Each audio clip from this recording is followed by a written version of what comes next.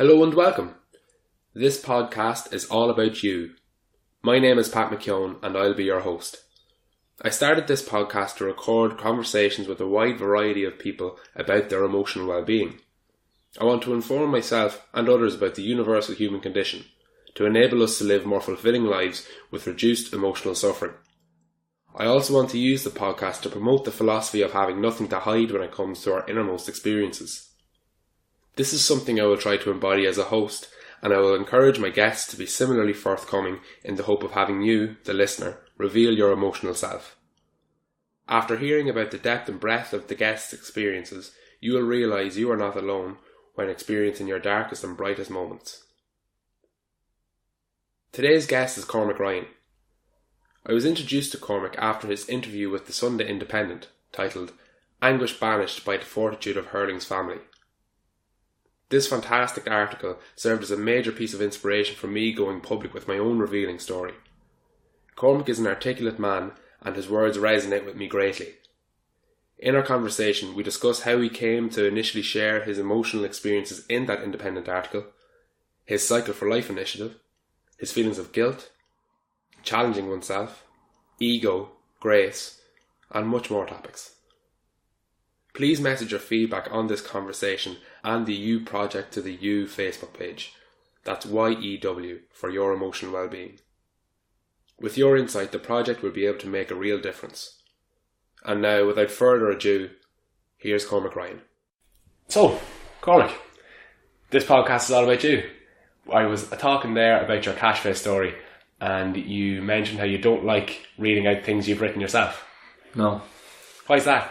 I don't know. I've probably never written many things myself. In terms of that type of, I don't know, like a piece of writing like that is probably, that cash face story is probably the only thing I've ever done.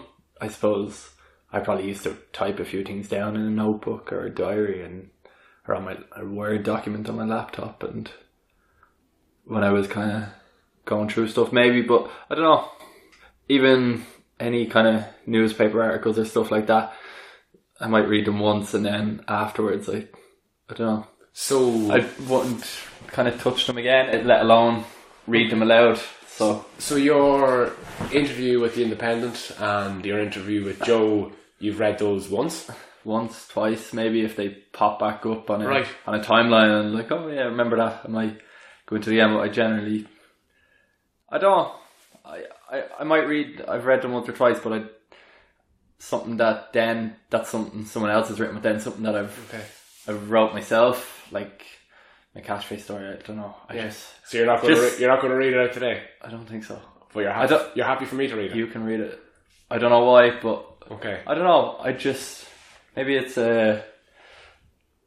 I don't know, maybe I'm devaluing it or something, I don't know. Yeah, well, it's a very eloquent and articulate story, and I mentioned before how it largely inspired me to put my own experience to paper, along with Conor Cusack and Donald Walsh. It was a massive source of inspiration. It's brilliant, and I'm excited now to read your cash face story, and we can have a chat about the story, about the time since, and about your emotional well-being and your emotional experience. So, without further ado, here is your cash face story. We are not odd. We are not feeling low. We are not sad. We are not overly emotional. We are not soft. We are no different to anyone else. We are depressed. Say the word. There's no reason we shouldn't. Destroy the stigma. In October of 2014, I went public with my battle with mental illness. A large part of the past 3 years was covered in darkness, hopelessness, and not really seeing the point in life. Speaking out is by far the best thing I have ever done in my life in terms of helping me beat depression. It took me 3 years, but I can hand on heart say that I am finally back to my old self. I am telling you all this to show that there is always hope, no matter how bad things get. Hold on to that unrelenting hope. I promise you, there is always a way back. So what is it like? Next month it is 3 years since it all started. I can only describe it as 2 years of complete and utter torture and a year of slowly returning to my old self. Depression is torture. Let us not play it down. I wouldn't wish it on my worst enemy. I cried more in the last 3 years than I probably will in the rest of my life. Night after night, staying up into the early hours, lying there, staring at the ceiling in floods of tears, never quite sure why. Day after day, facing my Everest of trying to get out of bed. Motivation no longer existed. I didn't want to see anyone or do anything. I could not deal with life. I had nothing worth being alive for.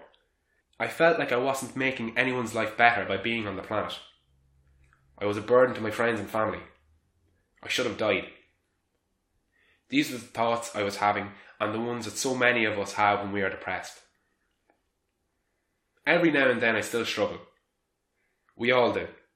Not a day goes by that I don't have to beat away a negative thought that once would have kept me bedbound for a few days. In that regard, time really does help heal. I can deal with them now. You will be able to soon, too. I've come to learn that true happiness in oneself and genuinely being content with your life is one of the greatest gifts we have.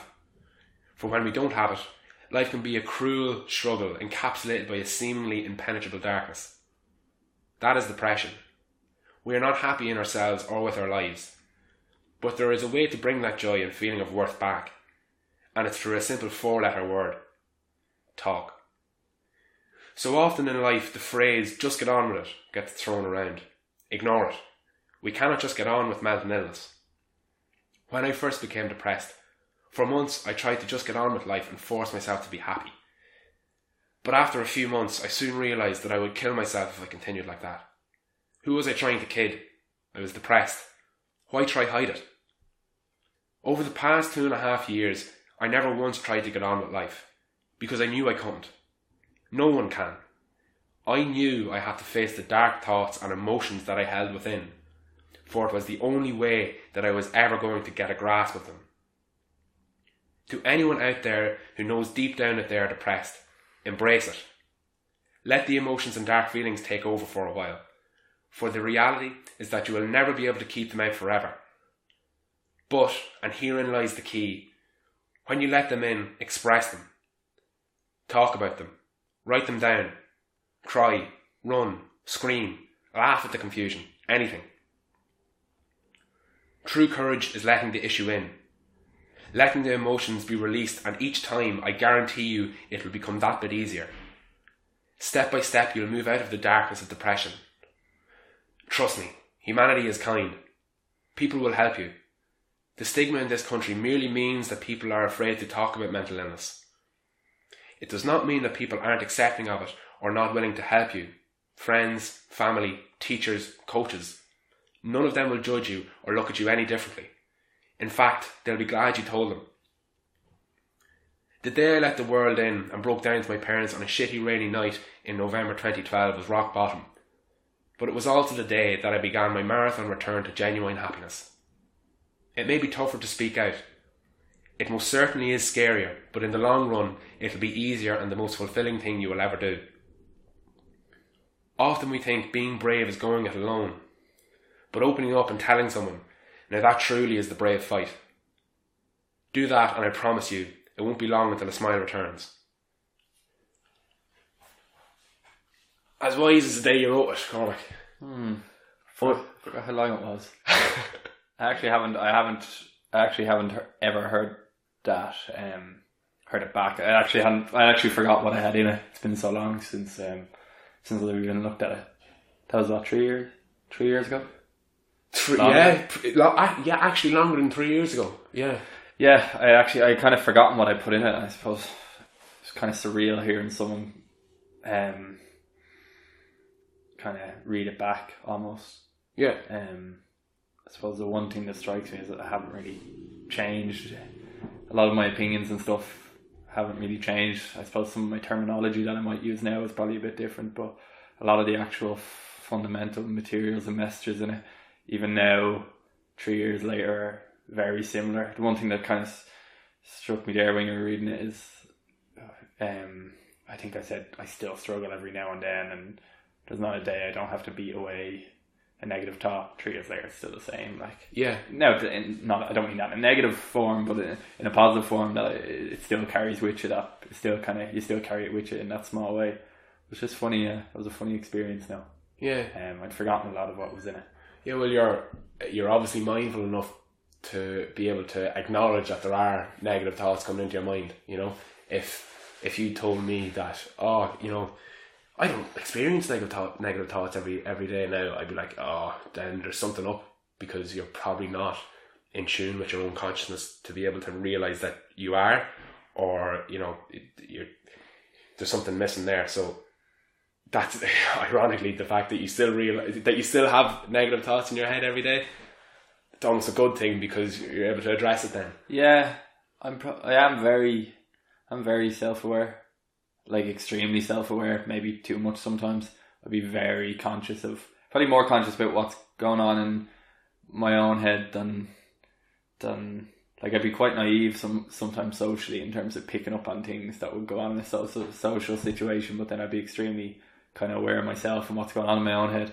And yeah, it does. Like, I think it's human nature to have negative thoughts. I think if anyone, it's like, I can't remember, it was Brian O'Driscoll or someone was interviewed once, and they said, no one truly has 100% confidence in themselves. It's not real. I think he was talking about Conor McGregor or something like that. Yeah. And I think he was basically stating that it's not possible for him to have 100% like sheer confidence in himself without doubt. Yeah. I think that, and I think it's probably true. It's Brian O'Driscoll's, I think it was O'Driscoll who said it. He was the greatest rugby player we've ever had. Yeah. And he even said it. Doubt is part of human form and human nature, and I think it's the same with any kind of normal person going day to day. I think even still now, 3 years later, I do have kind of negative thoughts that I can manage a whole lot better now, and they don't really cause me any major issues 99% of the time, because I control them. But I do think it's kind of human nature to have a negative thought about yourself or about your life. Or I think anyone who cannot hand on heart say they don't are extremely lucky, or one, they're extremely lucky, or two, they're kind of maybe ignoring it. I don't know. I think they might be lying. Yeah. Yeah. I think if they're either lying or they're not aware, and they're not maybe in tune with their own emotional experience as well as they could be. Now, I'm not considering to be absolutely enlightened when it comes to human thought processes, but it does seem alien to me for someone to not have a negative thought in a day. Maybe it's a gift to not be that self-aware. Yeah. I don't know. It's funny. Like, maybe it is. I look at some people, and they have this unbelievable ability to not knock themselves in any situation, and that they're just genuinely content going around about day-to-day life. Yeah. And maybe in some ways it's because they're not overly self-aware of themselves or what's going on, but maybe in a messed up sort of way, maybe that's a gift too. I don't know. Yeah, you mentioned you're very self-aware, and that you might be too self-aware. Yeah. What did you mean by too self-aware? I don't know. It's probably like I probably constantly examine my own thoughts and feelings. Kind of like, it's not just as simple as, oh, I'm happy. It's not that simple. It's, okay, I'm happy, but now why am I happy? Yeah. Or it's not as simple as, I'm having a bad day, I'm pissed off. It's, I'm having a bad day, I'm pissed off. Why am I having a bad day, and why am I pissed off? Yeah. If you kind of get what I mean. I don't know. I examine probably every thought I have and every feeling I have, and then I'm, as I said, when that self-awareness, I suppose it can be a gift in some ways, because I can see ahead kind of times down the road where maybe a spell of bad form is coming, and I kind of can kind of catch it early and do something about it, or I know by a certain way I'm feeling maybe how my day might go, and I can do something to kind of to change that. But at the same time, then I think I'm so self-aware that it probably doesn't quite allow me to be content with myself sometimes. Okay. It sounds like a really sincere state of mindfulness. Do you know, where you're able to analyse your experience, but maybe it detracts from another type of potential experience. Are you familiar with flow? No. The state of flow. Flow is probably best captured by the idea of somebody who's lost in their work, or where like imagine an author who's just writing and they're not thinking about writing. Their hand is doing the writing for them. They're lost in that moment. They're lost in a state of flow, and everything's just kind of coming together. Athletes would often talk about a state of flow on the pitch. Like, they're not conscious of running or the way they're holding their hair or catching the slitter. It all happens, and it's all very naturalistic. It's a very lived experience that isn't really considered that much, but it's more something that is very naturalistic. So I think it's a very healthy experience, and you often hear creative people talking about it being in a state of flow, and I think it's healthy, but so is mindfulness. Do you find yourself relating to that state of flow that I described in any aspect of your life? I don't know. I think that to me kind of sounds like it's nearly second nature to some people, and that they're able to kind of go with things without kind of thinking. I don't know if I'd fit into that bracket, because probably nearly every single thing I do, there's a massive thought process involved. Interesting. To be honest, I don't know if I've ever been able to experience that kind of clear mind as such. Everything I do probably has massive thought in it. Everything I plan to do has massive amounts of thought in it. I probably haven't ever quite experienced that. I probably wish at times I could probably switch off and allow myself to kind of experience something like that, but I actually don't think I do. Well, you're a big man for sport. You're an athlete. Yeah. Well, do you experience it on the pitch? No. You don't. No. Interesting. No. I don't think that that's a bad thing, and especially now. I've known you for 3 years, but we've actually only met for the first time today. But I certainly get the impression that, although you're now telling me you don't experience a state of flow, your mindfulness is virtuous. It's very impressive. Like we talked about stressful experiences earlier, but I'd question, is it true mindfulness? True mindfulness is kind of the state of now. Okay, that's my understanding of it. Is that you can be in the present, and not kind of be concerned about the past or the future, and only focus on the now. Yeah. Well, I don't know how much of that I really can claim to have ever, as much as I would try to do it sometimes and try to be very mindful and meditate the odd time to get my head in check. Yeah. But I don't know how often day to day I could truly put my hand on the heart and say, I'm very mindful this X amount of the time, because more often than not, I think there's something going through my head that's either from the past or the future, or in a reflective way. I don't really know. The reason I described your experience as mindful is because your thought process is very considered. You're able to think about why a certain feeling is arising, or address like your emotions as they arise, and that's a realization. So you're able to consider your actions more appropriately. To me, that's possibly the most important part of life. I am very aware. Aware of everything that goes on in my head. Well, awareness and mindfulness are practically synonyms. Now, mindfulness is also articulated in like living in the now kind of thing, but it's important to be able to realise your past experiences that inform the present moment, and realise, that Cormac Ryan is going to exist in 15 minutes time, and how my current actions and current feelings are going to affect that person, as opposed to the mindless way of, let's say, somebody says something slags you off, rather than reacting real angry.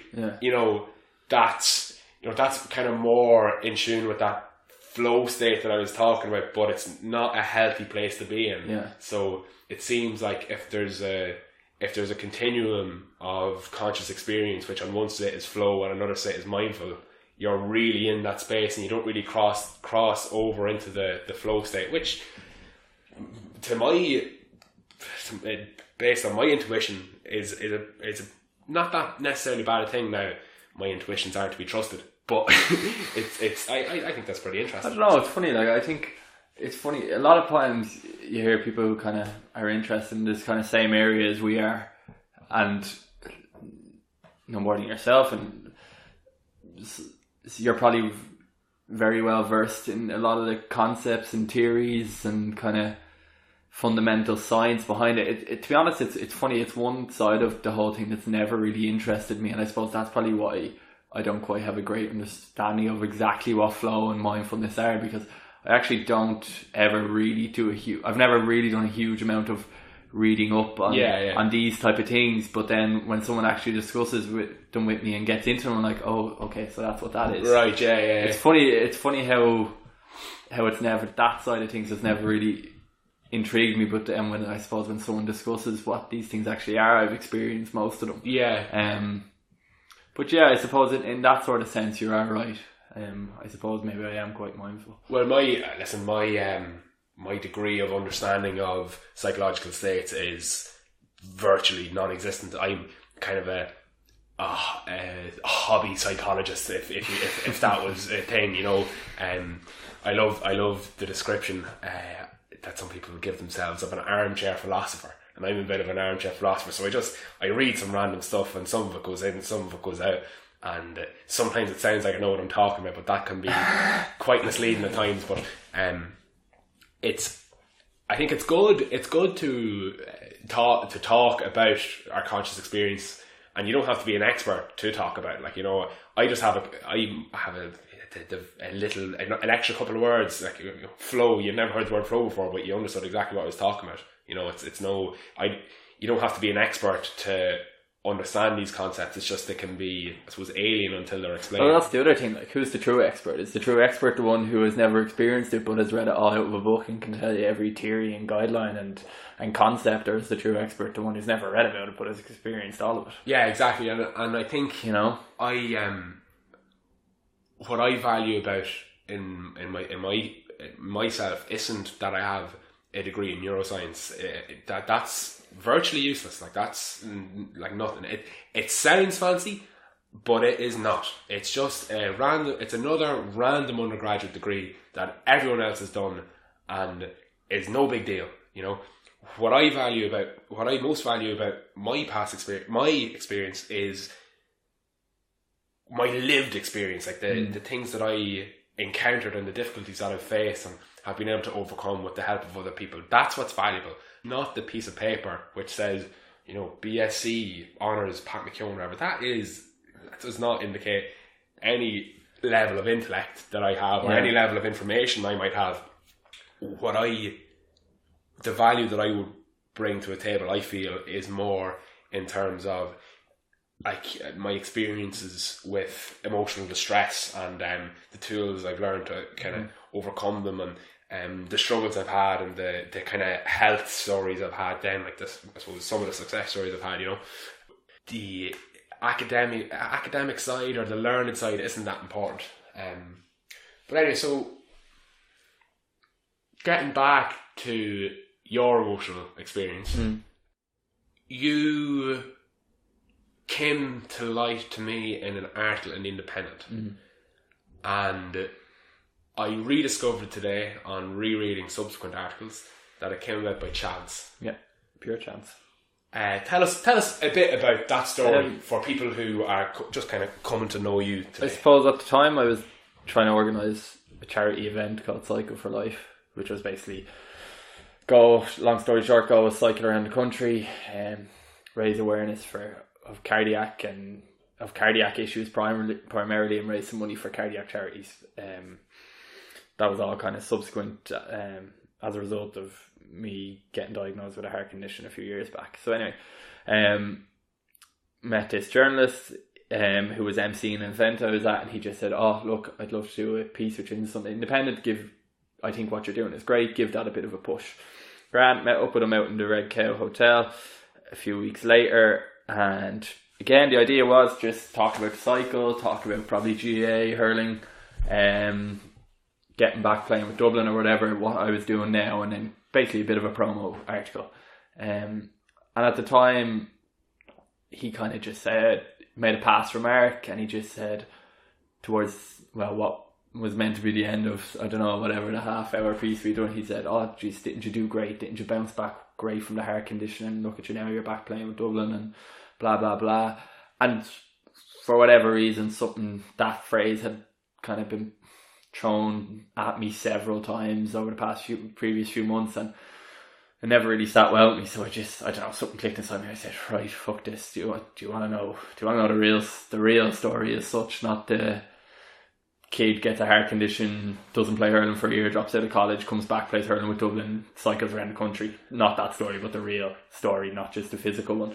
So I kind of opened up to him and said, look, this is what's really been going on. I've been a nightmare to live with, blah, blah, blah. I've went through a lot of kind of mental health issues, depression, anxiety, panic attacks, and kind of just showed him the real me of that previous 2 years, and kind of took him by surprise. I kind of think I took myself by surprise by actually just opening up to him and kind of coming out with all this. I had no intention of doing it, and at the end of it he said, Jesus, right, that's kind of, he reckons he could have an impressive piece out of that. He said, are you sure you want me to put this out there? And I just said, you know what, fuck this, I'm sick of the "oh, aren't you great" lines, when really I was a nightmare to live with for my parents, and it had been by no means easy, and it had been a horrifically tough 2-3 years. So it's just like, right, you know what, throw it out there. And yeah, went out on Sunday Independent in 2014, and it got a bit of a reaction, and I suppose that's kind of ultimately how 3-4 years later I kind of just fell into the whole kind of area of kind of mental health and well-being. Exactly. I just kind of accidentally just kind of fell into the thing, and then of course after that, the cycle event that I was getting ready for obviously then took on a kind of a new form. It wasn't just about kind of raising awareness of cardiac conditions, obviously, because of what I had just come out with and the reaction it had gotten. It took on a kind of a form about kind of positive mental health and well-being type thing. So yeah, I suppose that's kind of how I just kind of fell into it, really. Yeah, and you mentioned earlier to me now that was when you went public with your story. So to speak, yeah. You had shared your struggles with your immediate family and friends before that point. Yeah. How did that happen? How did you open up first? Like, and what was at that stage when that article came out in the Sunday Independent, to be honest, I was relatively back on track. Yeah. In my life, I'd come a long way. A lot of people had really looked after me. That was October 2014. I got sick in February 2012, so it was 2.5 years later. So it was that kind of intervening 2.5 years period that had been pretty rough. By October 2014, when that came out in the Sunday Independent, I was relatively back on track. Don't get me wrong, I still had bad days, but I was back in college. I would kind of shed a bit of weight that I put on. I was back hurling, I was back playing football. I found a really great new group of mates in college. I kind of come back to my old self and was kind of in a happy place again. So everything was kind of falling back into place, to be honest. But that previous 2.5 years, I suppose, as you said, that was probably the hard part. It was the hard part. It was the toughest part. And I suppose how did I kind of end up there? It was really just a pretty personal battle. Me, family, friends. I suppose I got sick in February 2012. And there was a 6-month period there where probably it was a pretty kind of individual battle completely. There wasn't really, not to say there was no external help, it was a completely wrong thing to say there was massive support there, but I was allowing the support on a physical level, but I wasn't allowing it on a kind of... There was no outward expression. Yeah, there was no outward expression from me. It would have been facilitated if I had given it, but I wasn't. Yeah. It was 6 months where I wasn't. One, I probably actually didn't realise I needed to do it, and two, I didn't really know what was going on in my own head. Yeah. And three, I probably wasn't comfortable in doing it anyway. Like, I got out of hospital at the end of February 2012. My grandfather passed on the 4th of April 2012, which was about 5 weeks after. I think I saw him once in those last 7 or 8 weeks, because I actually remember at one stage I was upstairs in coronary care and he was downstairs in A&E in a trolley of Mona Hospital, and there was me feeling physically fine and he was downstairs on a trolley with a pneumonia. So I actually only saw him once in those last 5 or 6 weeks, and at that stage he kind of deteriorated to the point where he didn't actually, I don't know, he was so pumped with meds and fluids or whatever, he didn't really know who I was. So that was kind of a tough end in losing him, because he had lived with us ever since I was a kid. Like, he'd always lived with us. Basically, he was like another parent in a way. He was just always kind of around the place. So then he passed in April. May, I had a complication with my pacemaker and had to get another procedure done on it. And then in August, I had shoulder surgery. So I was kind of in and out. I wasn't just physically, and it was in a really bad way, and mentally in a bad way for kind of that 6 month period. So I was only 19, kind of just turning 19 that April. So I don't think I really was able to process a lot of what was going on. It was the first time in life that I'd been properly challenged, I suppose, as such. Okay. In a way, like, I can't ever say that I had a difficult upbringing, ever. Yeah. We never wanted for anything, and not that we were spoiled or anything, but like, we never wanted for anything. I had a great upbringing. So it was the first time in my life that I'd ever probably really been challenged as such. So I probably didn't even realise. I got out of hospital and I thought everything was fine, and then over the next few months everything obviously wasn't fine, but it probably took me till the summer to realise what was actually going on. Yeah. I don't really know what I thought was going on from kind of February when I got sick up until kind of May, June. I was just kind of going through the motions. And gradually my form was dipping, and gradually I was not looking after myself, and I was becoming more kind of introverted and kind of drawing myself away and losing motivation to do things, losing desire to do things. And I guess I was only 19 and never experienced anything like that. It probably took me a few months to actually realise in my own head, fuck, wait, I'm not right. Yeah. In my own head at the moment, I'm not actually feeling good about myself or life or anything. And then that summer was particularly bad, because I usually worked a summer job, and they kind of just said, look, don't do anything, just basically take the summer off and do nothing. But it's probably the worst thing I could have done, because I basically ended up sitting in this house for 3 or 4 months, sleeping in late, staying up late, not sleeping, just up late, kind of me and my thoughts, mostly negative ones. Me and my tears, I suppose, for 3 or 4 months, and it kind of just spiraled that summer. Put on a lot of weight, kind of withdrew myself, wasn't obviously playing sport, wasn't in college, wasn't working. I basically was doing nothing the whole summer. Yeah. And basically spending large parts of the day in bed, and large parts of the night sitting up late, not doing anything. So I suppose in that kind of sense I spiraled, and it was probably that at that time where I probably realised what was actually going on in my own head. I probably had an understanding, wait, I'm probably a bit depressed here. Might have even known it was depression, but I just knew I wasn't happy. That was the bit. I knew I wasn't happy. I didn't know what it was, but I knew I wasn't happy. Yeah. I probably didn't have enough awareness of all those things or what those words meant, but I just knew I was not happy, and that I was really upset and gutted, I suppose, about it. I don't know what, but I just was not happy in life and did not want to be here. It was the only way I could describe it. Yeah. And I suppose I kept that type of thing to myself for a long time, probably all through that summer. I wasn't happy in my own skin and didn't really know what was going on, and didn't really say much to anyone. Kind of, are you feeling alright? Yeah, I'm fine. Yeah. Kind of just denying a lot of it, really. And then I think it just kept going and going. I think it was kind of November-ish then, 2012. I think, I don't know, I can't even remember what set it off. I just remember coming home and snapping. I just burst out crying. Just was like, right, I need to do something here.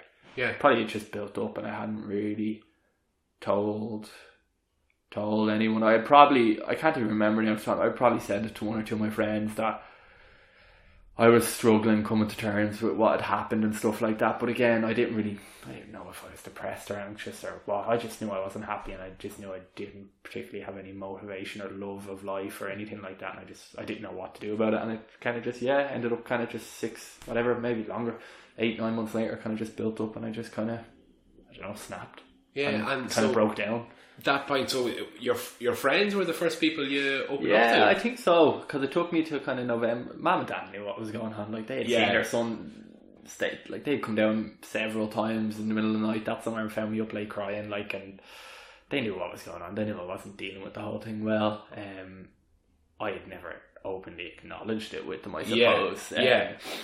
I think at the time what I passed it off a lot with them was, I'm afraid my heart's gonna, because it was a heart condition and I ended up with the pacemaker. I think a lot of the time when they used to come down and find me in that condition, or if they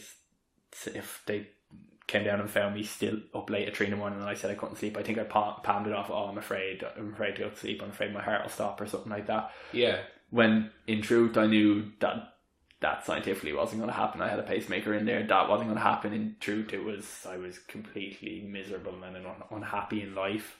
And I suppose that's probably how I pawned it off to them. I'd probably said it to one or two of my friends that I wasn't feeling great and that I was feeling pretty low in that period, but I suppose until I kind of acknowledged it with my parents, they knew what was going on, but it probably took that 7-8 months for me to actually kind of come to terms with it and say, jeez, right, I actually need to tell someone. I probably kept telling myself, I'll be fine, just pick yourself up, you'll be fine, but sure, I was never going to be like, I wasn't processing any of it, I wasn't dealing with any of it. I was just trying to get along, but I wasn't. A theme that is really prominent in the Independent article and the Joe article and knowing you over that time period is guilt. Yeah, guilt is a really strong, I suppose, emotion that you felt. What was your experience of guilt like, and how would you articulate it now and I suppose rationalise it? Experience of guilt was real. That's the first thing I'd say. It was very real. I specifically remember one night that summer sitting right there on my laptop, and I just googled sudden adult death syndrome, and I clicked news on Google, and just reading these newspaper articles of people who had died from, just dropped and been diagnosed, and been put under that bracket of sudden adult death syndrome. And then I remember one of the charities that kind of looks at, that deals with a lot of that stuff, had kind of like a story section of people who had lost their lives, with this little kind of profiles or bios of them almost. And I remember just reading them and reading pages of them. I specifically remember, and that kind of just sums it all up about what type of... I was just reading them, and still to this day I come across as quite a confident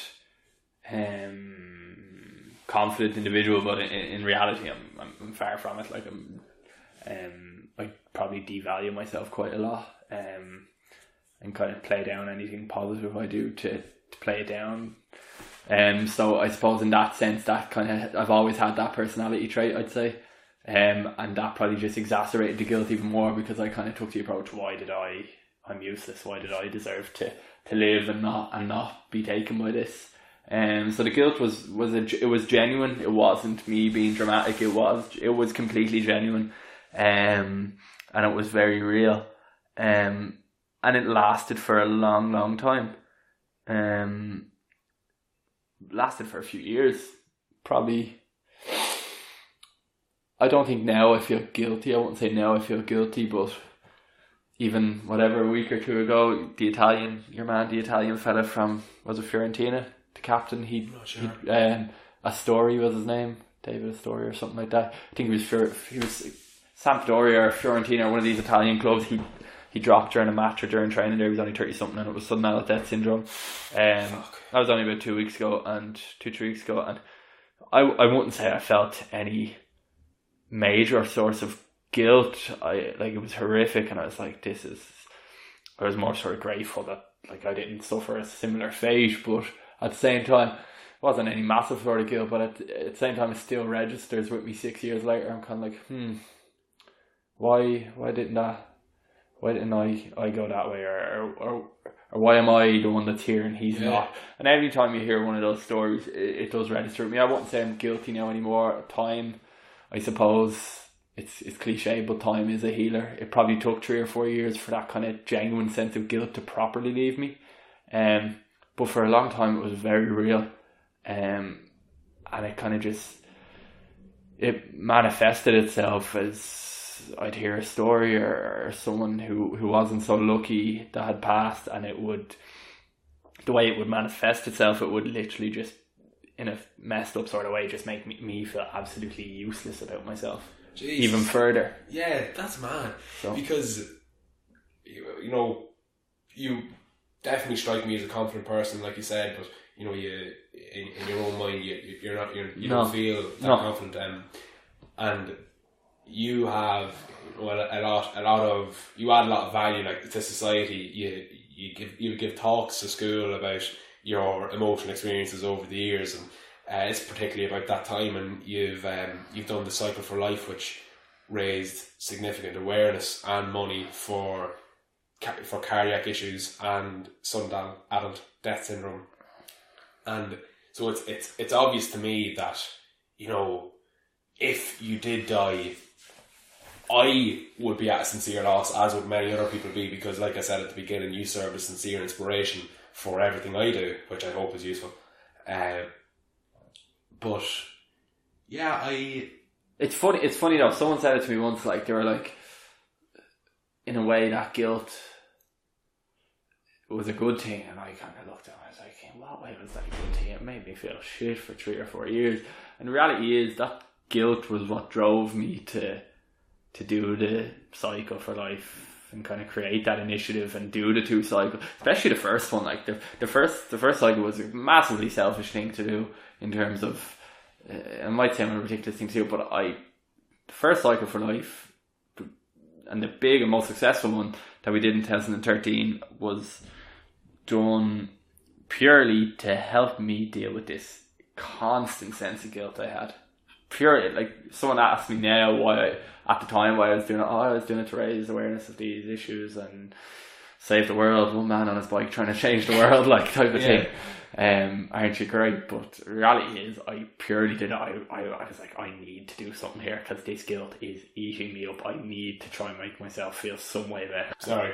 And that's completely what it was. Yeah. So I don't know, someone said to me in a weird sort of way, maybe it was a good thing, but definitely, I wouldn't say more so than an anxiety attack or feeling really low. I won't say more, but it was equally as debilitating as any of those feelings that I've experienced. That guilt was just, it was raw and it was real, and it stayed with me for a long, long time. And even now, I wouldn't say I feel any great sense of guilt anymore, because time has allowed it, but there's always that little tiny, like a little pinprick when you hear that when you hear those stories. One, you feel unbelievably sorry to hear them. 2, you feel unbelievably grateful that you're still here. And 3, there's just kind of that little pinprick at you that stays with you for the rest of that day. That's just prodding you a little bit. Man, my experience of guilt would be a bit different to your own in that, thankfully, I've never suffered any sincere physical health issues. But so I was bereaved of my dad when I was 3, and my mother I was the youngest of 4, she raised us all, and understandably there was financial stresses, you know, moving house and stuff, and I felt guilty for being born, basically, because I understood, like, I was doing the math in my head of, like, 4 children's more expensive than 3 children. And some people would say you're absolutely ridiculous to even feel that way. Some people would say that, but it's not. It's a very real thing. It is. It's an extremely real thing. Really, like, it's not. It's slightly irrational, but it's real. It is. It's, you know, just because it's irrational doesn't mean that the experience isn't real. You know, I think that people underplay things by saying, oh, it's just in your mind or it's just in your head. Yeah, well, my mind is how I experience reality, so it's real. That to is me, real. You know. And you had to say it's similar experience of guilt. Like, you know, I shouldn't be here, you know, because of just for other reasons, but a similar kind of end result of I shouldn't be here. So I think that's a common experience that people will feel in one way or another. Yeah. Obviously, your experience is very, very distinct. Having suffered the heart block and getting the pacemaker and getting the pacemaker redone, and then obviously being so acquainted with people losing their lives in the same circumstances you didn't, and you use the phrase selfish to describe your first event. And I don't. It was self-indulgent and it was. But I think it was ultimately was it therapeutic in the end? Was it a useful exercise in making you feel better? Was it therapeutic? That's a good question. I actually don't know. Looking back, I don't know how therapeutic it was, and I'll tell you why. Because one, I was 19 years old. The cycle started exactly 14 months kind of after I was diagnosed with this condition. 13 months even. So after about 6 months after I'd gotten sick and I'd gotten the pacemaker, I decided I was going cycling around the country, and then it left me with 6 or 7 months to organise it. So I was 19 years old. I wasn't in a good headspace whatsoever. I decided I was taking on this massive project, which I would be pretty much the sole person running it. Don't get me wrong, I got massive help from friends, cousins, family. They were brilliant, and I couldn't have done it without them, but I was still the sole person driving this. Put myself under massive pressure for it to be a success. Built myself up to it. It became my life. And then afterwards, I hit this massive slump afterwards for probably a month or two. Probably 2 months, where I was, from the moment it finished to a day or two after, I hit this massive slump afterwards. Because I built myself so much up, and every single bit of happiness had been pinned on it, and I was like, this is it, this is what's going to fix me. Yeah. Sure, how could it fix me? I still wasn't dealing with any emotional processes that were going on in my head. So was it therapeutic? I don't know, Pat. I probably don't think it was overly therapeutic. Right. That's alright. If I'm being brutally honest, don't get me wrong, at the time when I was doing it in those 10 days, when the amount of goodwill that was there and the amount of goodwill in the few months before and just after it were incredible. And it did give me a good sense of, okay, I'm doing well here. I'm trying to make something really positive out of this negative event. And it was undoubtedly easing that guilt I had. But would I describe it as the word therapeutic? I don't know. The second one in 2015, when I was in a genuinely, really, really healthy headspace, and I was in a genuinely content and happy time in my life, and it took much more effort to do it the second time because there wasn't near as much personal gain to be had from it. I think that was therapeutic. Yeah. I could actually sit back and enjoy the whole process, even the cycle itself, the 10 days. I remember one of my cousins who did the first one with me, he did the second one, and out of the 2 cycles, and whatever, the 13 or 14 lads who did the 2 cycles, who did one of the 2 cycles, there was about 13 or 14 over the 2 years. I think me and Stephen were the only 2 who did them both, if I'm correct. I hope I'm not leaving someone out, but I think we were the only 2 who did the 2 of them and did the whole of them. I remember the 2 of us actually saying how much more we enjoyed the second one, and I remember saying it to him, the second one has been done for such more genuine and there was much more I always say there was much more integrity in the second one.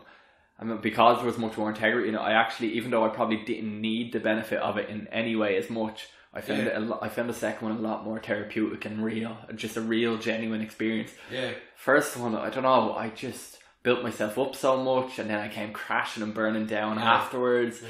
It was used as a way to mask all the problems that were still going on in my head, if you know what I mean. Yes.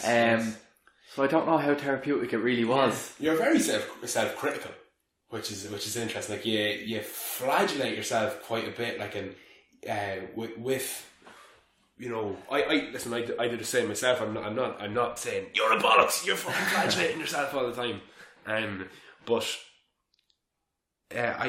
you do a lot of good, and you mentioned earlier the idea of the value in yourself, and I think it's good that you realise it, because the work you have done and do is of significant importance. Do you appreciate that, like in your own in your own day-to-day life, or are you very do you feel harsh on yourself, or?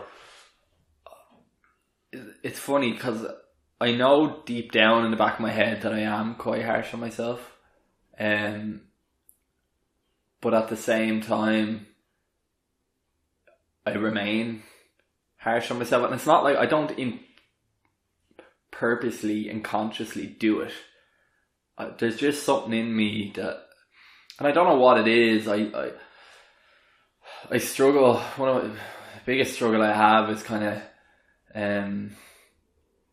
is getting a balance right between, I constantly want to better myself and keep challenging myself and do things that challenge me.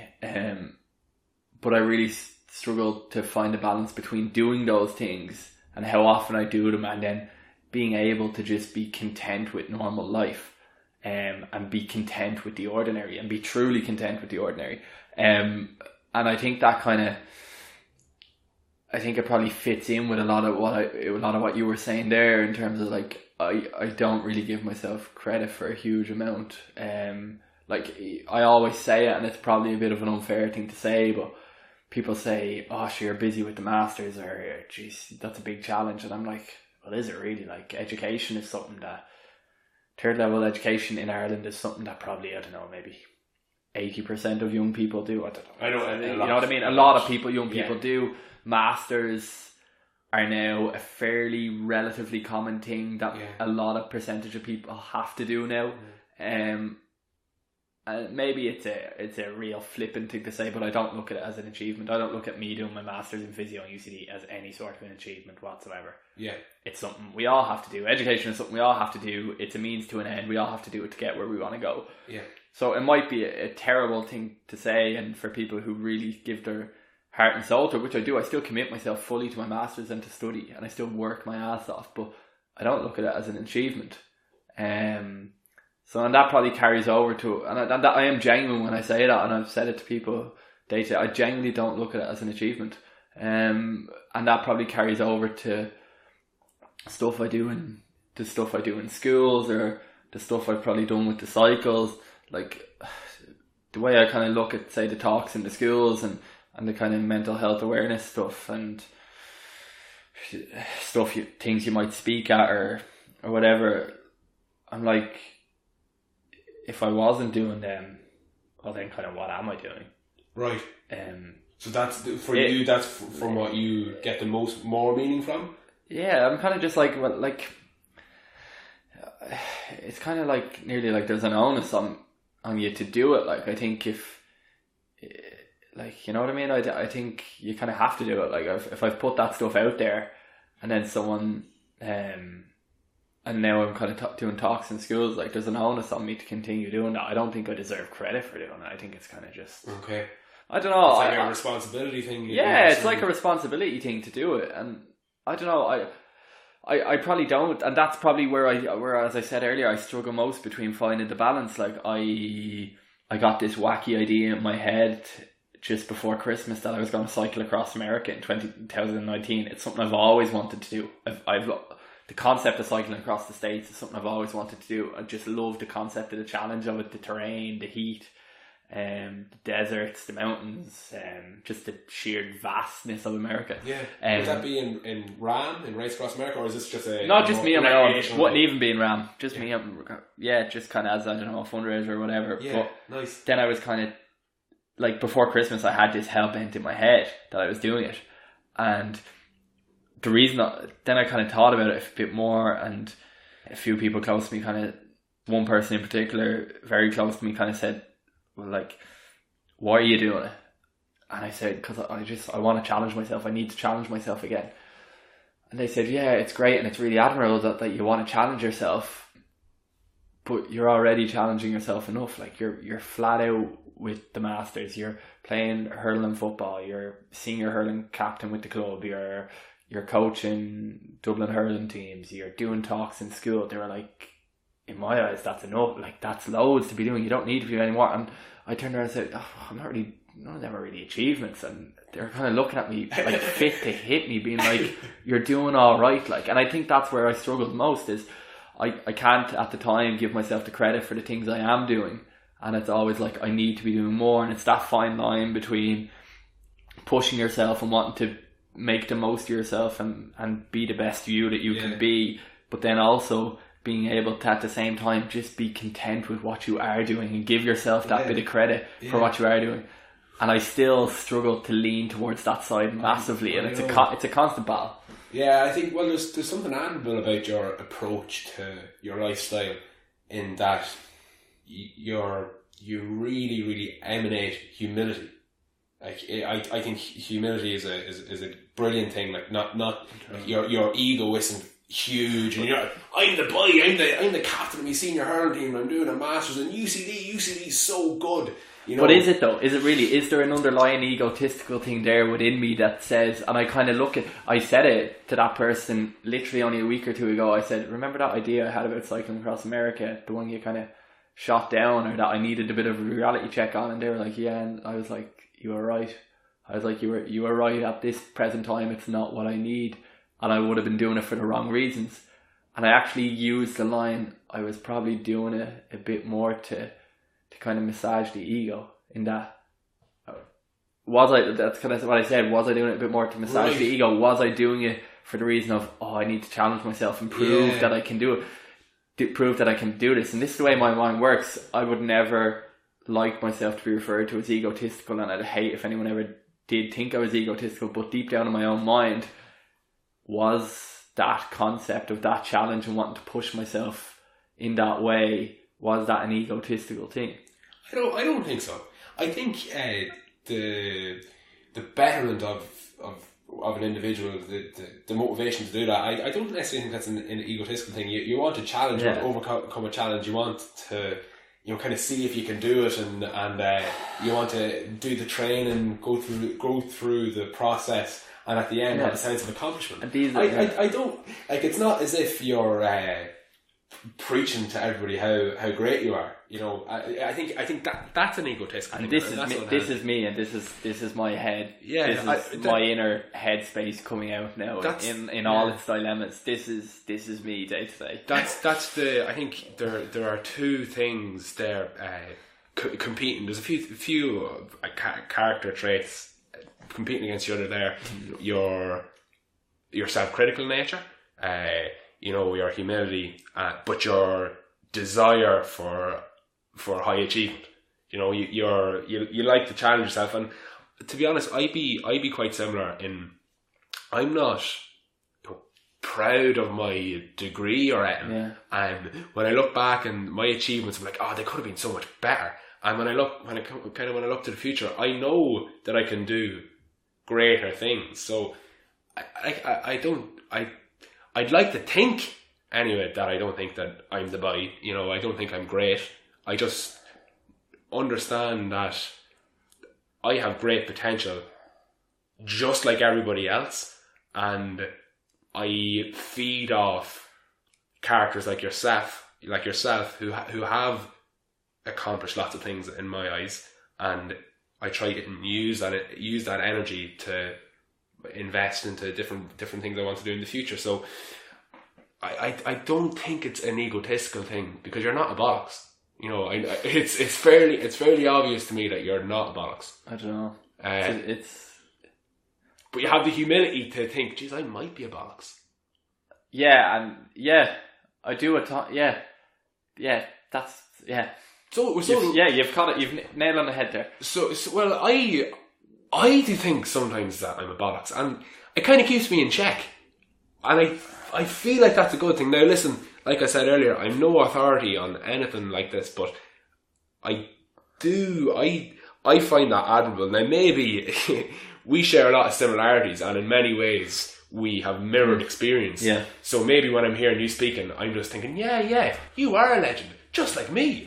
You know, I hope that's not the case, but I do think that you do have some admirable traits there, and I would, I suppose, from an interpersonal level, I'd love to see the self-flagellating tendencies maybe toned down a bit, and the self-critical tendencies toned down, because you know you're doing some good stuff. I don't know. Like, I don't feel it's. I don't know if self-critical is the right word, because I don't massively beat myself up about stuff. I do have a relatively good level of self-compassion, and I do show myself a relative amount of self-compassion. So I don't necessarily, it's not that I necessarily absolutely nail myself on things that go wrong, but I definitely don't give myself the pat on the back for things I do well. Okay. And there's probably somewhere in between. Yeah, sure. Again, to use another cliche, how often people say, you have to balance all these things. But again, bringing it back to emotional experiences, I know you suffered. I wouldn't say maybe. From my understanding, it wasn't a mental breakdown in the classical sense, but there were times where you broke down emotionally, and you found yourself in tears and kind of in a state of maybe of hopelessness. Have you experienced any kind of distinct emotional times of a similar salience in the past few years? Kind of more recent times. Yeah, in the past year. I think the key with me, and again, it's probably more kind of, I've realised this over the past years, I was extremely lucky with kind of everything over the last 5 or 6 years. Like, my whole experience was massively reactionary. It was massively reactionary. It probably in some way wasn't, I don't know how to describe it, an authentic form of depression or anxiety. And I kind of hate saying that, because in my eyes, and I always say it in schools, what you experience is real, and it's your Everest at that time, and it is very real to you. I can hand on heart say I never had a genuine suicidal thought. I can hand on heart say I never sat here wondering why I was depressed or why I was having anxiety attacks. I always knew the underlying reason why, which was my primary organ that keeps me alive doesn't function as it should. That leaves you with a massive amount of fear. I was 18 years old. I didn't deal with it well. It absolutely destroyed my confidence, destroyed kind of any sort of sense of self-worth or that I had. And I kind of always had this fear in the back of my head, geez, physically I'm not the way I should be. Like, and it is a genuine fear when you get told your heart at 18 isn't functioning the way it should be. It is a genuine fear. But all those things, I knew why I became quite depressed. I knew why I experienced low mood and depressive symptoms. I knew why I was having anxiety attacks and panic attacks. It was all related back to those things that I just said. So in that sense, I was extremely lucky. I have massive, and don't get me wrong, they were my Everest. And for me to get over them and bounce back the way I did, I'm genuinely proud of now. But for those people who don't really know why or can't figure out why these things came along, they're the people that I have massive kind of, one, sympathy for, and then two, when they come out the other side, respect for, because in my head I couldn't fathom what that is like. Yeah. So it's funny. I think I could not fathom what that is like. So then when you ask, what about now? Have I had any of them? Yes, I have, and I've had my bad weeks and days, and I don't know if you want to use the term breakdowns or whatever.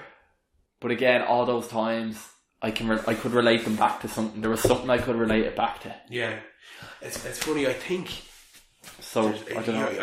I think you're definitely devaluing your experience there. I think, because you described your experiences as maybe not as authentic experiences of anxiety or depression. But they were authentic to me, but were they as raw or as? But on the it's not a comparative game. No, it's not completely, and it's one thing I'd always preach to if I'm in school. You're 100%, and I'd always say I'm going against my own advice here. I always say it in schools. I say whatever it is that is your thing that gets you, that is real to you, and that is your ever. I always say that. Yeah, but yeah, I probably don't take my own advice there. Well, it's funny. Listen, it's not a comparative game. You're right. I do the exact same thing. I have great ideas I have lofty ideas when it comes to having nothing to hide and total disclosure and being absolutely forthcoming in my speech and in my conversations,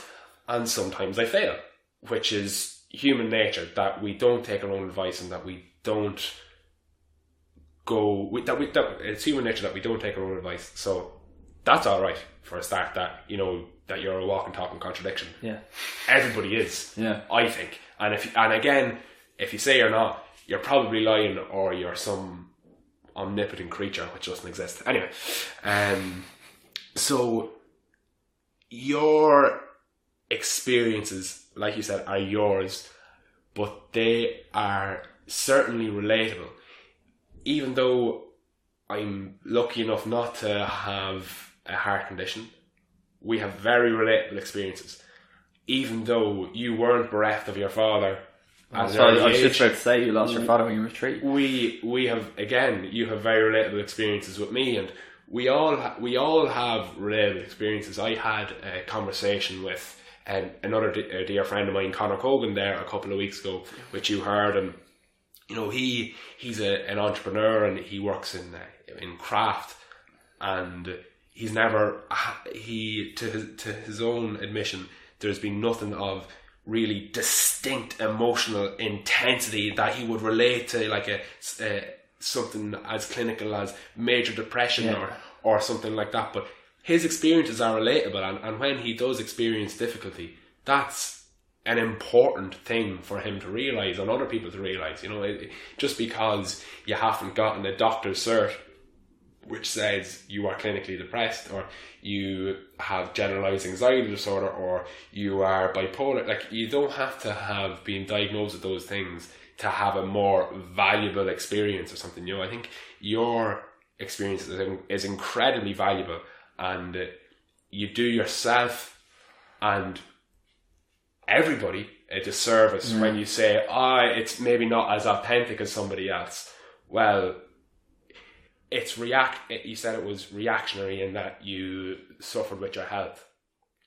Well, everything is reactionary. When a person who didn't suffer with their health, but yet they experience all this emotional turmoil, well, that's reactionary. It's reactionary, but the reason might be obvious, though. The reason might be obvious. It's not the same. They might have a genetic predisposition.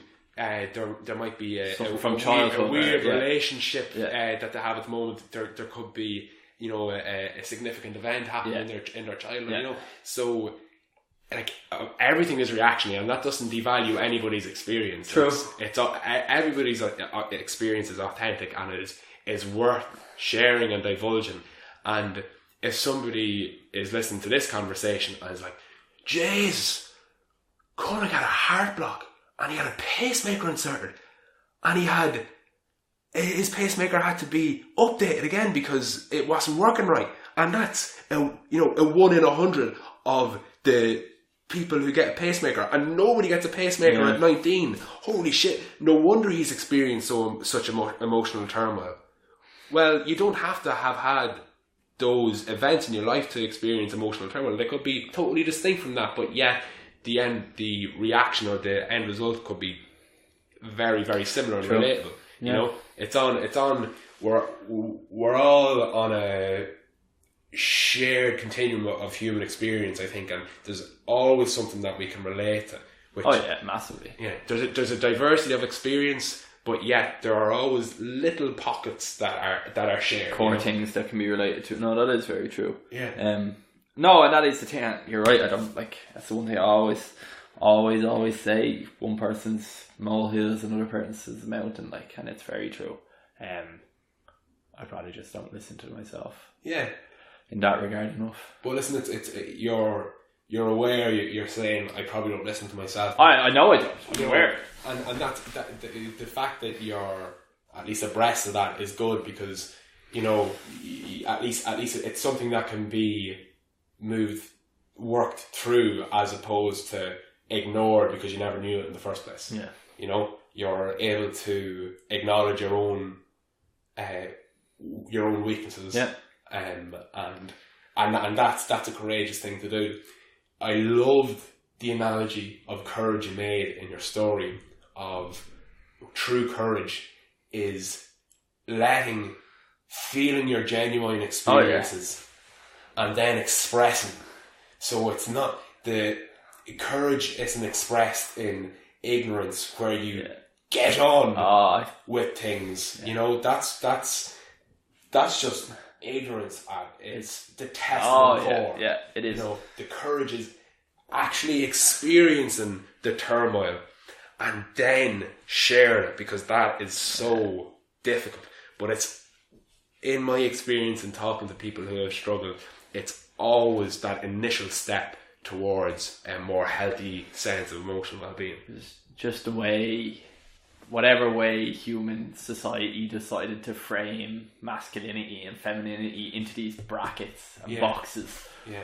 Whatever way it came about, but it was like, and that was the male form. It was be tough, don't express your emotions, and just get up and get on with it. The real kind of old, even there's a generation that are still alive that are very much like the 1940s, 50s, 60s male country folk, and many people I know would fall into that category of just this sheer kind of tough trait, and we just get on with things, and you chat to them then when they're 70 or 80, and then it might come out with how tough their life was, and it was, well, how did you deal with that at the time? Oh, we didn't, so we just, what could you do about it? We have to get up again. I detest the way that became the kind of norm, and I'm glad that it is changing now. But it's funny how slow it still is in changing. Well, that's, the thing that you described is archaic, and should be there should be a pushback against that. There is a stoicism of, I suppose, an older generation, which is admirable though as well, in that I think in some cases, not in all cases, but in some cases, there are people who were quite removed from the emotional intensity of certain experiences, that they actually didn't suffer to the extent where someone in the present day had those experiences would, because there was I don't know, it was maybe more than norm. Like Ireland was a third world country. You're a product. You're a product of your environment. Yeah, it wasn't any. They probably didn't know any different. Yeah, exactly. And then it is great to see people much more open to express themselves now, and I think it resulted in people being much more informed about psychology, consciousness, and just human experience, because we're sharing these things, Like, you have to, like, that's what I do think you're right in what you said. Like, it's in my eyes, you cannot properly deal with these issues and kind of get by these issues without kind of exposing yourself to them, and like you can't just bury it under a rug and keep going, because you're not dealing with anything. Like it's like in physiotherapy now, they talk a lot about, say, with low back pain, they talk about like graded exposure. So a lot of the literature around back pain now says a lot of it is kind of fear avoidance. So you avoid doing certain movements that you fear will cause you pain.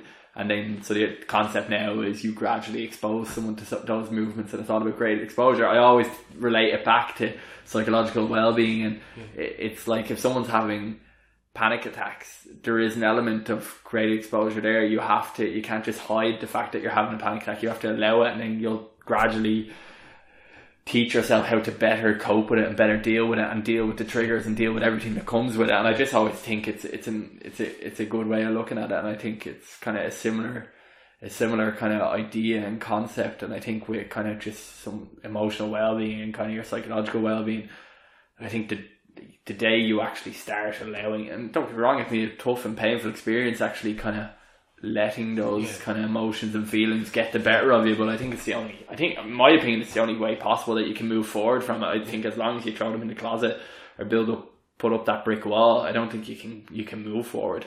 A part of the Independent article that was written in 2014, the whole article, when I'm reading it now, there are times where I get goosebumps and the shivers down my spine, but the finishing note, which really it just grabs me, and it's so powerful. A battle that I could not have won alone. A battle that no one could win alone. Yeah. And it's the shuddering line from the whole thing that just brings it all together. And it's so powerful, and it's relatable to people with lower back pain.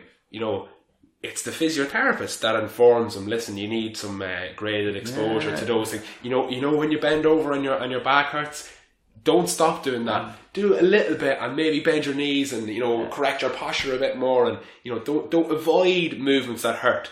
Those are actually certain things that you should actually be considering involving yourself in. It's exactly the same. You're informing that person of that, but when it comes back to, emotional struggles, you need somebody to inform you of particular tools of expression or of management or of the cognitive behavioural therapy tools, and you can't get to that point without expressing yourself. And it's funny, I don't think it actually even has to be like, I gave counselling a try for 4 or 5 sessions. Short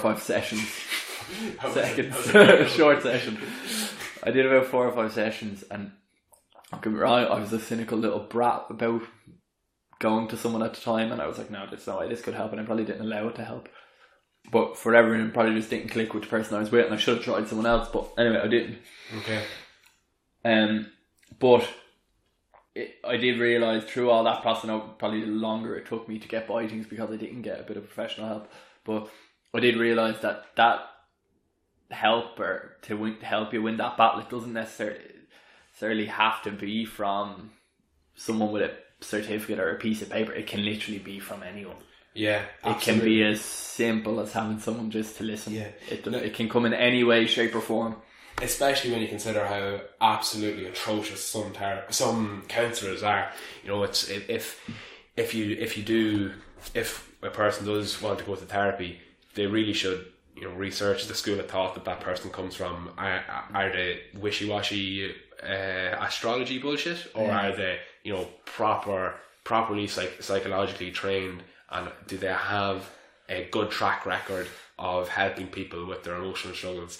Don't go to someone who doesn't know what they're talking about, especially when you're in a professional sense. But from an interpersonal sense, there's a wealth of people that are there for you. Whether I think something that's easy to forget from an individual perspective, at least from my own experience, I'm sure this is shared with everyone, is forgetting that there are many people that love you and care significantly about your well-being, both physical and emotional. You have your family and your friends and your girlfriend, to name a few. Those people love you and want the best for you. And a point I made recently to somebody is that you are actually detracting from somebody's potential experience if you don't tell them how much suffering you're enduring. Because when let's say I tell you that I'm struggling massively and you can help me, you will feel good because you have helped someone that you care about feel better. If I don't tell you, I'm actually detracting from your potential experience, and I'm doing our relationship a disservice by not telling you, because I'm robbing you the experience of feeling good about helping me. So not only is it important from a selfish health point of view, it's actually important from a familial point of view, a friendship point of view, an interpersonal relationship point of view, because you're actually giving somebody a golden opportunity to help someone that they love. It's an interesting concept. And that's like, I actually think we have a responsibility, not only to ourselves but to those that love us, to share our woes with them so that they can feel good about helping us. It's a very interesting concept, and it's probably the exact opposite of what society has caused human nature to become. Human nature now, probably because of society, is, oh no, you can't say that, keep it to yourself. Or no, I don't want to burden them with that. It's the complete opposite. But you're right, it is, and it's just funny the way how society has framed and formed things. But you are right, because you are robbing someone of that opportunity, and chances are it will expand their kind of emotional horizons to a completely different level. You're elevating your life experience to a whole other plane, because you're getting so much fulfillment from helping your fellow man. It's a wonderful thing. But at least the societal framework isn't as conducive to that yet. But it's up for, I suppose, individuals to make kind of changes towards that. And if they're sold on that idea that I said, put it into practice. Like, Jesus, I might be robbing people of a potential experience of joy by not telling them my emotional struggles. You know what? I'm going to tell them my emotional struggles. It just takes that bit of action.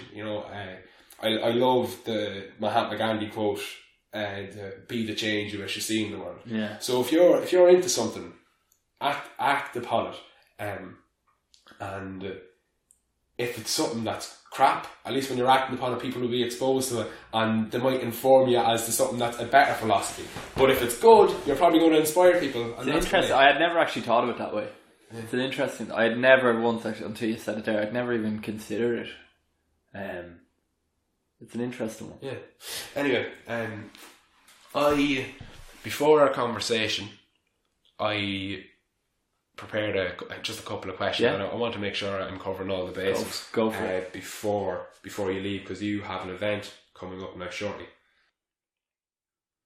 A character that really, really struck me as an absolute legend in I believe it was your Independent article that he was first mentioned, was Joey Fortune. Joey Fortune. Yeah. He really struck me as someone who's very important to you he's a hero. And a virtuous character. Yeah. What about him do you feel was so impressive, and what about him would you like to reflect in your own personal life? It's funny that you mentioned him. I text him Paddy's Day night. He does a lot of gigs. He's always gigs, right? He works, teacher, he's 2 young girls at home, his wife, and he does a lot of gigs at the weekend just for an extra bit of cash, and he's flat out coaching teams, GA teams or whatever. So he spends his Friday, Saturday nights gigging. He's fond of a Rebel tune or whatever. So I actually just text him. I text him Paddy's Day night, just out of nowhere. Just said last text was the 11th of March, and then I text him Paddy's Day night, and then we'd be in contact weekly, like most days. I just text him, true loyalty is a rare thing, don't gig too hard. And I actually think that it's funny you ask me that, because that word, if someone asks me about him, that's the word I use. It's just loyalty. The man is just, I've never known anyone who could be so loyal to you. If he decides to take you under his wing, he will look after you till the end. I don't know what it is about him, because we're actually quite different characters. He's a small 5'4" aggressive bastard, right?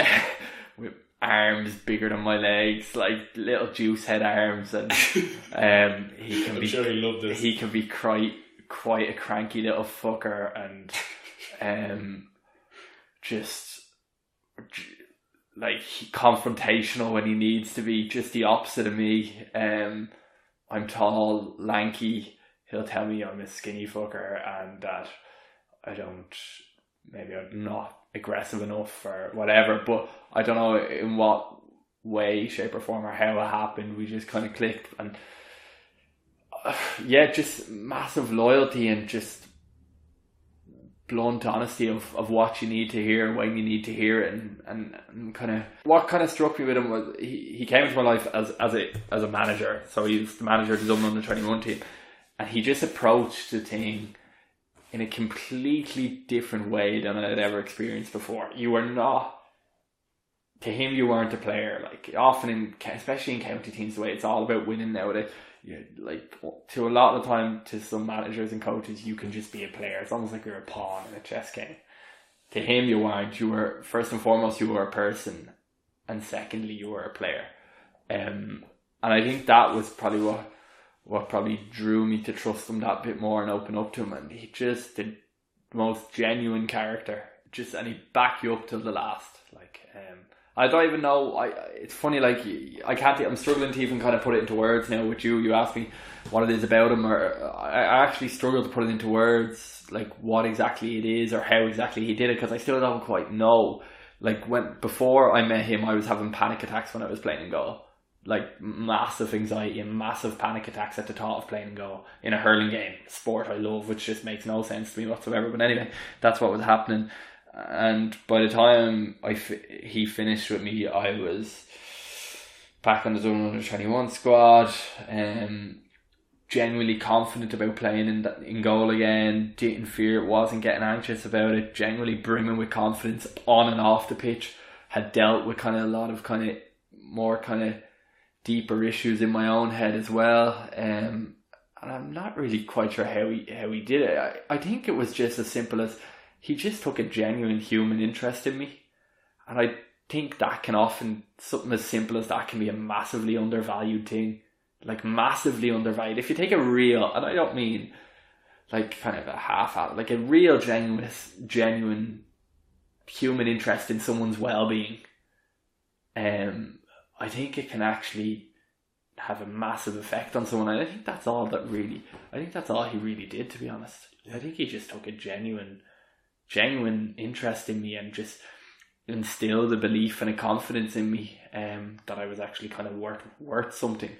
And throughout the whole process, no matter what I was feeling or how I was performing or what I told him, or where my head was at, just an unwavering loyalty to me. When there was no real reason for him to offer me that loyalty, because we'd only come into each other's lives and I'd never really done anything for him. Yeah. So yeah, just, it's the only way I can really describe it, but just someone who's had a massive influence on my life, someone who I am still in touch with on a weekly basis, and always will be. Just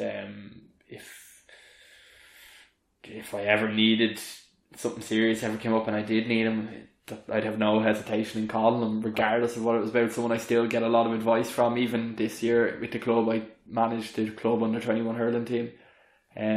We won the county B championship, and even everything I tried to do with the lads, obviously you put your own stamp on it, you do things your own way, but in terms of the man management and how you look after the lads, I tried to model myself on how I'd seen him do it.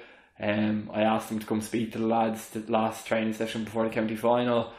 I regularly sought his counsel just on small little things, not even big things, but just small little things throughout the whole thing. Just, yeah, someone who's had a massively positive influence on me, who I may not necessarily have even had really in-depth emotional conversations with at any time. I could be wrong, he knew all the stuff that was going on with me, but not massively in-depth emotional conversations with at the time, but whereby there was kind of just an understanding between the two of us of what was going on in my head. He could sense it and he could just offer me what exactly I needed to hear. But yeah, just... What a legend. Yeah.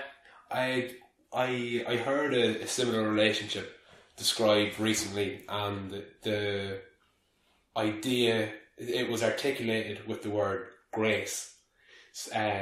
So basically the idea that when you find yourself in a position of need, oftentimes the people that you get significant help from are practically total strangers. Yeah. So at the time he was. Yeah. When people are, it's most obvious when people are bereaved. I think when someone loses somebody very close to them, often the people who come to the fore and really help are comparative strangers to their aunts or their uncles or their brothers or their sisters or their parents, but yet they could do the most. And I think that idea is best articulated by the word grace, and it's just the idea of helping someone for no reason. Yeah, precisely.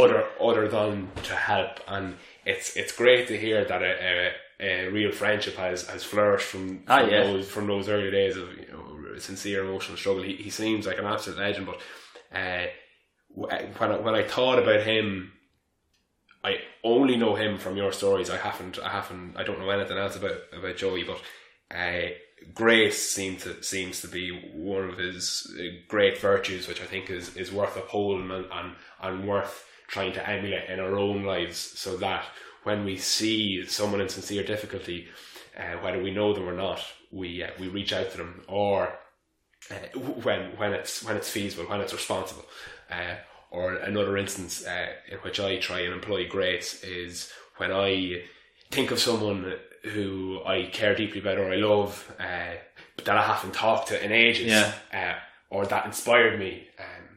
Like I might just shoot them a text, or like, oh well, what's the story? I was thinking of you about this. You know, you randomly came into my mind, and I just wanted to say, fucking, hope all's well, or how are you getting on, or something. You know, I think that's it can be a hard thing to do. To be fair, yeah, when you don't, to try and help someone that you don't necessarily know, it can be a hard thing to do. Yeah.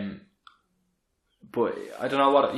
You've described it very well. But it can, and I think it's a very easy thing to say. Oh, we should all kind of show more grace like that, or do things like that more and help strangers. But it can actually be it can be a hard thing to do. It's very difficult, and I suppose a point that I should really try and hit home to tie in with grace is that you do it when it's responsible. So you don't, you're not, grace is not the forefront of your mind when you're flat out trying to, get your own life in order. You do it when you're able to. I think some people can sometimes reach out too much and to their own disservice. Like some people can tear themselves in half.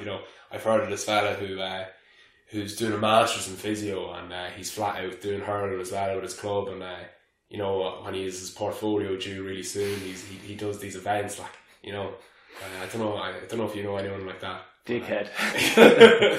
But it's and that's why I try and factor in the whole idea of tying in grace with self-preservation as well. Like, a phrase that was used was in one of the articles was, to challenge yourself is to better yourself, and I love that. Yeah. How could you expand on that mantra? I don't think I ever actually said that. I actually think funnily enough, I actually think it could have been Joe Fortune who said that to me. Something I carried though. To challenge yourself is to better yourself. Yeah, it kind of goes back to what I said earlier. I'd hate to look back in 10 or 15 years times when, I don't know, whether there's kids or a mortgage and you're that bit more tied in your life, which it's the reality of life, and there will come a period of time when you are that bit more tied based on your circumstances, and kind of I'd hate to look back and think, fuck, I should have done that, like, there was more in me. That's what I hate. I'd always, it'd be a regular conversation between my girlfriend and I, and she only ever looking out for the absolute best interest of me. She'd be like, just give yourself a break, cut yourself a bit of slack, like, and I'd be like, but I know there's more in me, or I don't want to look back and think that there's more in me. And that's my fear, that in 10 or 15 years time that there'll be something or things that I didn't do that I know I could have done, or that I didn't make the most of myself, or I didn't get the most benefit for other people out of myself. And I suppose that's kind of where that comes from. I think it's important to challenge yourself. I think it's very easy to kind of revert back to kind of the robot. One of our teachers in secondary school used to always talk about the robot, and the robot is basically just going about every day in the same manner without actually thinking about what you're doing, but you just do it. You go to school, you come home, you go upstairs, you're doing your homework, you have your dinner, you go back downstairs, you watch The Simpsons, you go to bed. That's what he used to say to us. Like, he was like, don't fall into the robot. I think it's I've always remembered it. I think it's very relevant in modern day society, that you don't get caught up in the robot, and you don't just go kind of robotically about your life day after day after day, because before you know it, a lot of time has gone by. So I like to do things to challenge myself. I think it's important. I'm not one of these people who goes around saying, my life begins out of my comfort zone. I do think it's important to challenge yourself. I'm not saying go and do stuff that you absolutely are terrified about doing, or you're really not comfortable doing every day, because then you're just going to not live a very happy existence. But at the same time, I do think you should do things that you enjoy doing, but do them in a challenging manner, and set yourself goals and targets that get the best out of yourself. So I think that's kind of my thinking on that one, and it's why I've probably cycled around Ireland twice. It's why I probably am a bit more outspoken about kind of emotional well-being and psychological well-being. It's why I do a bit of coaching. It's probably why I do the talks in schools. Just more so just because of the conversations that you can gain out of them, that you can challenge yourself. Yeah. And how better to, I don't know, talk to people or help people. I don't know. I just, it's just a small little thing. It's not for everyone, and at times, like some of my best friends, like they look at me and they're like, "You're mad. Like, why? Like, would you not just like chill out, go up to the club, have a few pints with the lads?" And like, I genuinely, I hand on heart mean this. I genuinely look at some of them and I'm like, I wish I could just have your kind of just genuine self-happiness, and they're genuinely content with their lives, right? And they're just living normal lives like most 20 whatever year old lads. They go to work, they come home, they play a bit of football in the evenings, they have their few pints at the weekend, they whatever, they just go to cinema, do whatever, their own thing. And I genuinely look at, and they're genuinely hand on heart happy, and I look at them and I'm like, in so many ways I wish I could have that. Yeah. Because just the way I am, and what that line that you used there, that kind of mantra, as much as I wouldn't change it because it drives you to do and achieve good things, and it has driven me to try and help others in whatever way I can, but at the same time it's also that constant nagging voice in the back of my head that never lets me rest easy, and that is constantly there thinking, you can do more, you should be doing more. Yeah. Again, it's what I keep going back. It's that balance, and I just so it is. I do try and challenge myself to better myself all the time, but at the same time, I do need to learn that maybe it's not always the right thing to do. Yeah. You know? Well, I definitely I love that mantra, and I love your attitude. It mirrors mine quite well. I like challenging myself. With regards your mates, they reflect pretty much identically upon many of my friends too, and that works great for them. But I don't necessarily think it's something that should be envied, in the same way that I don't think our lifestyle is necessarily something that should be envied by them either. And I can imagine a similar conversation between two people that in your friend group saying, "Geez, Cormac, he's a real go-getter, he's always challenging himself.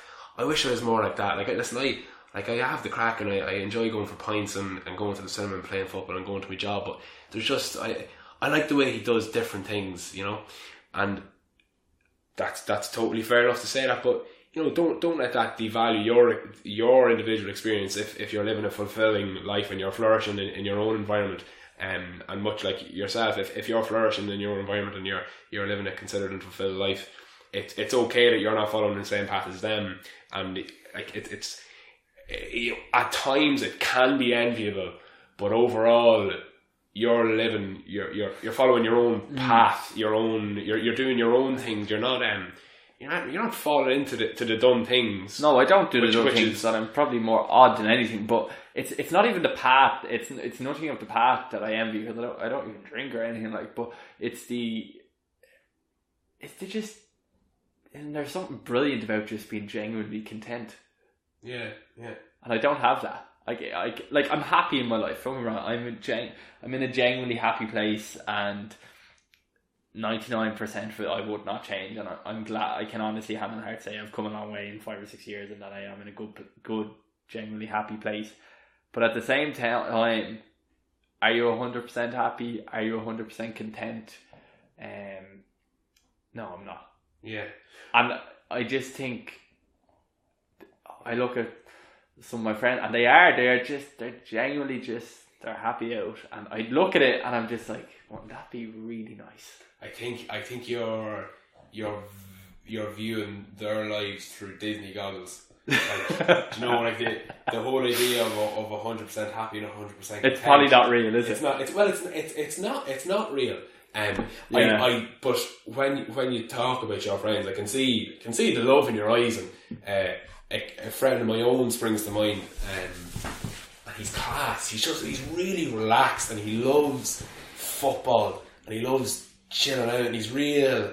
Like, when you spend time in his company, he just brings the ambience to a real calm level, and he's just real considered in his movements, and he's just cool. He's quite slow and deliberate the way he moves and the way he talks, and he's never in a rush, and to me he epitomises cool. He's just really fucking cool. And I suppose I'm saying you shouldn't envy your mates, and like I shouldn't envy him, but no, I do. But I definitely think I have something to learn from him, and I'm sure you, much like your friends, have something to learn from you. You have something to learn from your mates. In that there's a stoicism in that lifestyle, which is definitely something to be upheld. Like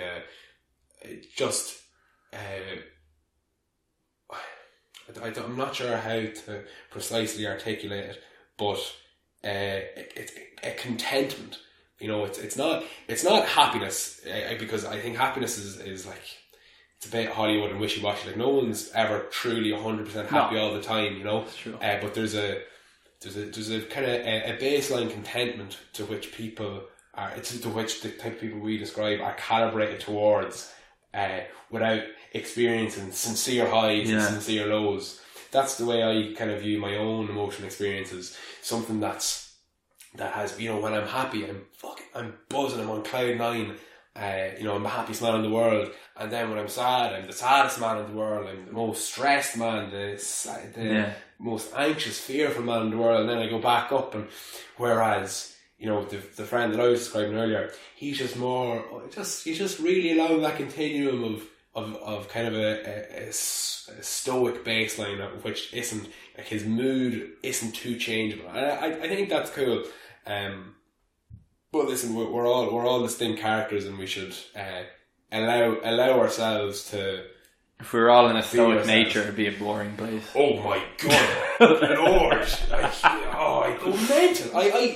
I couldn't play football 4 times a week and go for pints in the weekend and stuff. That's my idea of hell. Yeah. That is my idea of hell. And listen, going living abroad for a year and doing all that. To them, that's their idea. Living abroad here is class. And we're both right. Yeah. It's quite individual about what you really want and what kind of suits you and what it is that gets you going, I suppose. Yeah.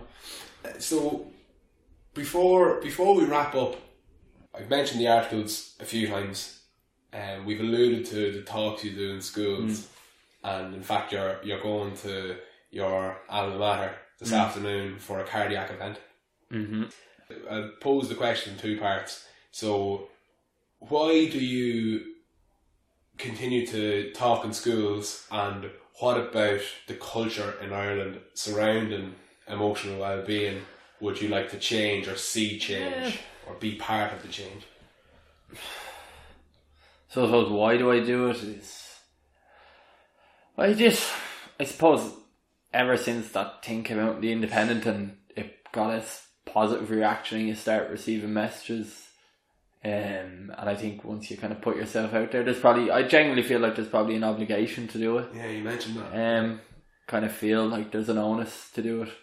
And that is the genuine reason why, I probably a lot of time talks in schools, they mightn't suit me with other stuff that's going on, but I still say yes, and I still force the time into my day to do them, just purely because I feel that there's an onus to do them. I think they're a really good thing, and that when someone young is talking to other young people, it can be really, really, really a positive thing, and where someone can take real value from it.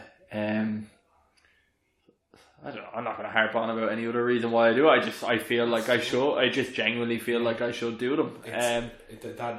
That obligation, responsibility.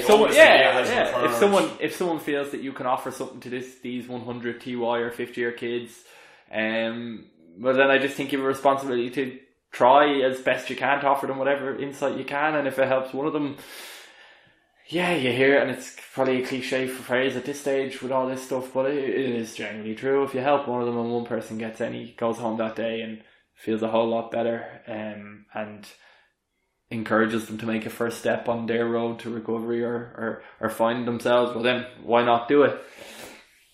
Second part, I don't know, What do I want? Like, what do I think of it, or what do I want my role to be, or how would you review the culture in Ireland about emotional well-being today, and what do you think is the most important thing you'd like to see changed? I'd be quite positive about it. I do think as a society and as a group of people on this island, we've come a really long way.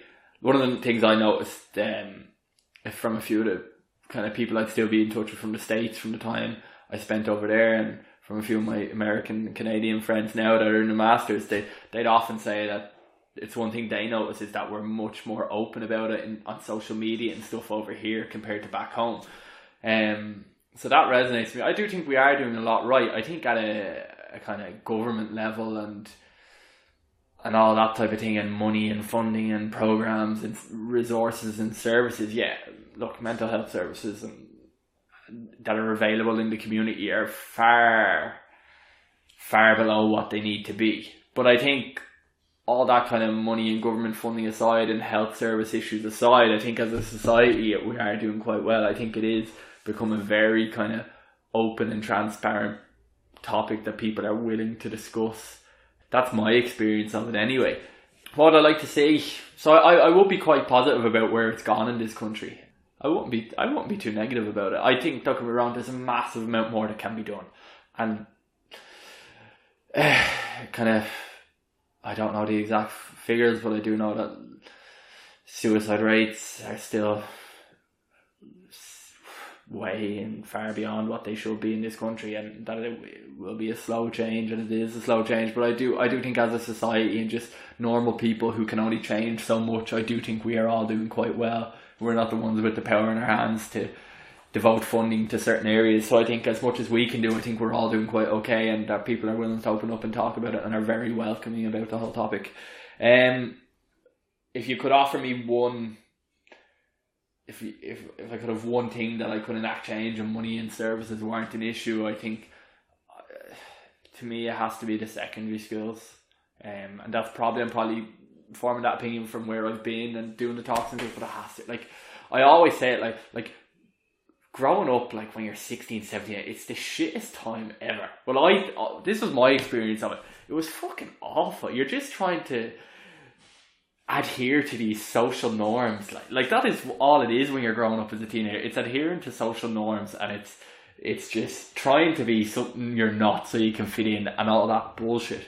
And like, I don't know whether you bring it in as part of like the educational curriculum or whether it's a rollout program that comes into schools. Just something when they kind of get to that third, fourth year level onwards, that is a daily class or even like 2 or 3 classes a week, just properly devoted to personal development of the individual. And that's not just purely mental health, in all aspects. Like a personal development class, it probably should be 1 class every day, and it can be all sorts of things, kind of emotional well-being, how to look after yourself, what kind of things you may experience in life, physical well-being, diet, exercise, nutrition, just everything, like anything you can think of, like building relationships, careers going forward. Just a real, like, I don't know whether you call it personal development class or what the fuck you call it. I don't know who takes it. I'm living in fairyland slightly here, but something needs to go in to the secondary schools, kind of second, third year onwards, where it's a couple of classes a week, and it is properly devoted to just bringing these teenagers on as humans, like just educating them as humans, not as, like, at the end of the day, like, fair fucks to them all, but who gives a fuck about, I'm going to insult a historian now, but who really gives a fuck about Irish history or British history, war, like fucking wars in the past, like fucking the lads going on their adventures around the world. Like, really, what does that do for a teenager growing up? Really, what does it do? Same with Irish literature. Irish was one of my favourite subjects in secondary school, but I hated the whole Irish literature jazz. English literature, the same. fucking, like, if you can read and write and do a lot of the basics right, yeah, you're great. But, like, they're churning these kids out of secondary school, and there's just, I don't know, they're just not developed as people. They're developed as these kids who can ream off essays, but they're not developed as people. And I just think something needs to go in there, and that can look after all those aspects. Psychological well-being, emotional health, physical health, everything, and that can just round them, sculpt them a bit. I don't know who does it, I don't know who gives the classes, I don't know how it's rolled out or what's involved, but just something. That'd be my wish list in my little fairyland. Brilliant. Cormac Ryan, this podcast is all about you. Gentlemen. Thank you very much. You're very welcome, buddy.